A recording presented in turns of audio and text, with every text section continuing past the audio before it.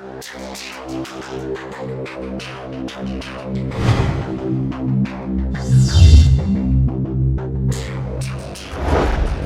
up guys, Son Malik back here, and today I'm going to be counting down the top 10 Mega Bloks sets based on Halo 5 that I would like to see in 2016. So this pretty much just goes over what I thought were the coolest moments and vehicles in Halo 5. So I'm pretty much going to describe the type of figures I want to see in the set, the main build portion, and the price. And for those of you who haven't played Halo 5 yet, I'll have some gameplay of the missions that the sets take part in on the screen. Also, this video may contain some major spoilers to the story, so if you don't know the story or don't want it being spoiled for you, please play the game first, then come back and watch. Alright, so without further ado, let's kick things off with our first set on the list, which is the Meridian Station Ambush. So this set would be based off the third mission in Halo 5 called Glass, and pretty much what's happening here is Fireteam Osiris is trying to find Blue Team, and are led here from Master Chief's last contact with the UNSC. So Meridian is a mining colony, and for that I would like to see a bunch of civilian type figures and miners along with some Prometheans who would be fighting with them. But I would also want the set to include two vehicles, a Scorpion and a Gungoose. Now the Scorpion would be the same design as the one that we got in the Scorpion Sting set, only it would come in the color design of the Corp variant. So it would be more orange and not that green. The Gungoose would also be in the same Corp colors, only it would be a complete redesign from the last Gungoose because of how terrible that one looked. So I would want it designed sort of like the custom one that Jangbricks made, and if you guys haven't seen his video for that, I strongly recommend you do. Now since the set would include a lot of vehicles, it would have to be a little pricey at around $80. The next set I would like to see is the Prowler. This set actually is just a vehicle which is called the Prowler. It is a starfighter type of vehicle that has an active camo feature. It was seen in the second mission of the game called Blue Team, and in that mission Blue Team blows up Argent Moon and escapes using the Prowler. Before you take off on the Prowler, you have to fight 4 hunters, so because of that I would want the set to include 2 hunters, a couple jackals, and grunts. Also, I would want this set to include Fred, that way the set actually includes a member of Blue Team.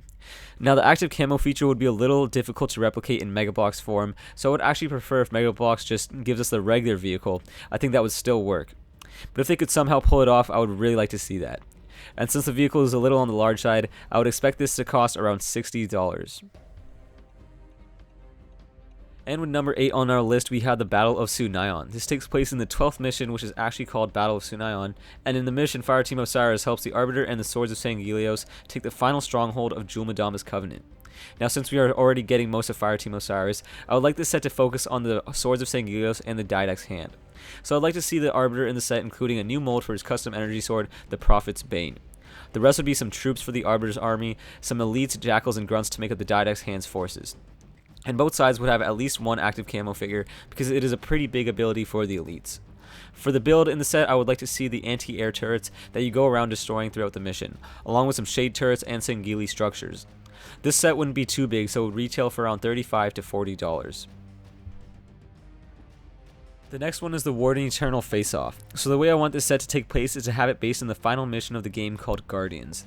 I know that the Warden isn't in the last mission, but I would want the set to be based in the Domain, but also include Exuberant Witness as one of the figures. So this set wouldn't include too much of a build, but it would include the Warden Eternal that would be around the size of the Didact figure, only a lot more articulated.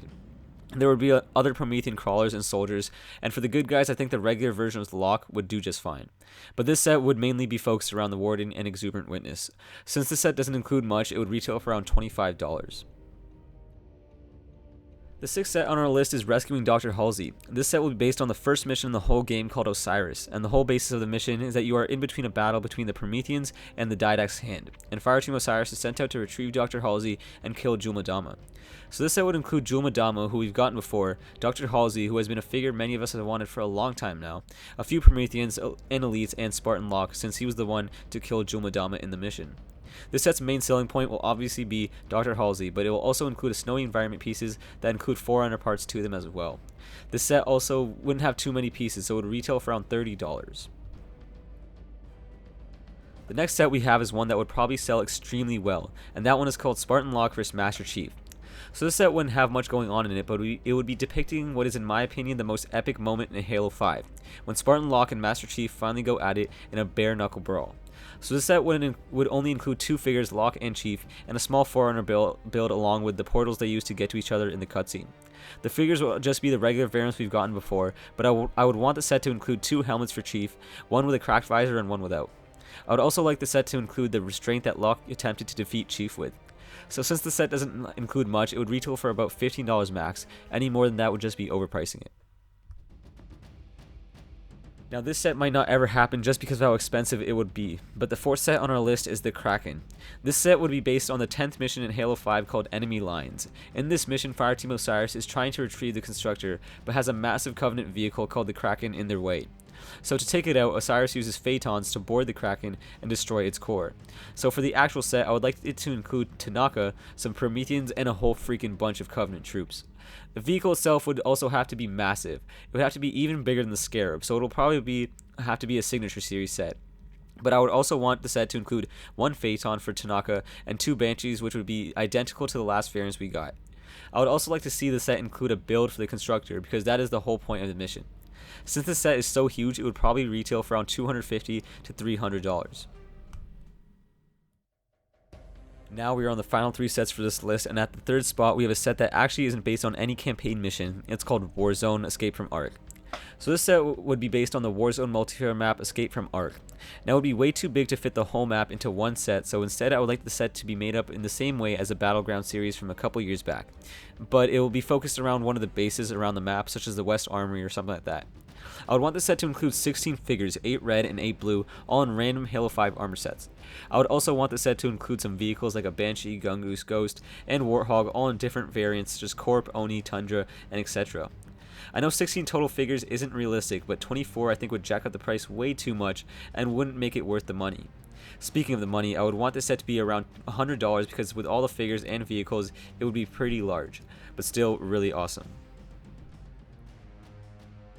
The next two sets are pretty much tied for me, but I thought one was very slightly cooler than the other. So at the number 2 spot, we have the Guardian. Now this set is not really based on any specific mission, but it would be one massive, almost 1-to-1 scale Mega Bloks version of a Guardian. In my mind, I would hope for this thing to be like 3 feet tall and just absolutely huge, and with those dimensions, it would have to be a Signature Series set for sure. But I would want this to be like the biggest testament to the Mega Bloks designers' architectural abilities. It would be made using gray and translucent blue bricks, and would be a sculpture to display at your house pretty much.